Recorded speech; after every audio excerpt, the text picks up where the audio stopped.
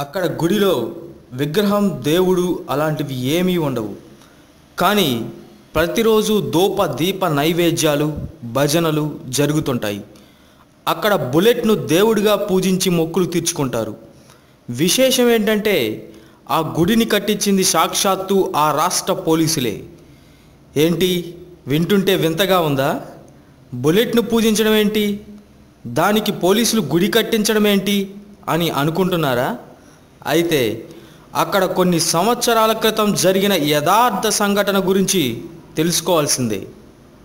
1988 సంవత్సరంలో ఒకరోజు పాలి జోధాపూర్ హైవేలో ఒక వ్యక్తి బుల్లెట్ మీద ప్రయాణిస్తుండగా రోడ్ యాక్సిడెంట్ జరిగి మరణించాడు. పోలీసులు పంచనామా పూర్తి చేసి యాక్సిడెంట్ జరిగిన బుల్లెట్ను తీసుకువచ్చి స్టేషన్లో పెట్టారు. మరుసటి రోజు ఉదయాన్నే చూసేసరికి స్టేషన్లో బండి అదృశ్యం. తీరా వెతకగా ఎక్కడైతే యాక్సిడెంట్ జరిగిందో అక్కడే బుల్లెట్ ప్రత్యక్షమైంది. పోలీసులు ఆ బండిని తీసుకొచ్చి మళ్ళీ స్టేషన్లో పెట్టారు.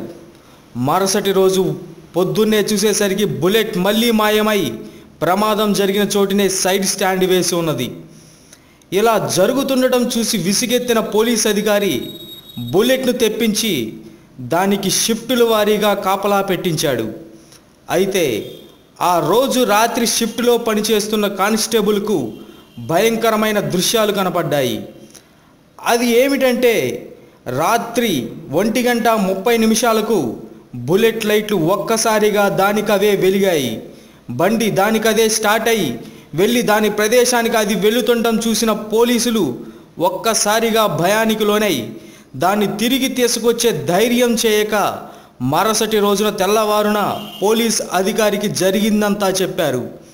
అది విన్న ఆ అధికారి దాన్ని నమ్మక మీ వల్ల కాదు అని వారిని తిట్టి ఈరోజు నేనే ఉంటాను అని ఆ రోజు రాత్రి ఆ అధికారి ఒక్కడే కాపలా ఉన్నాడు.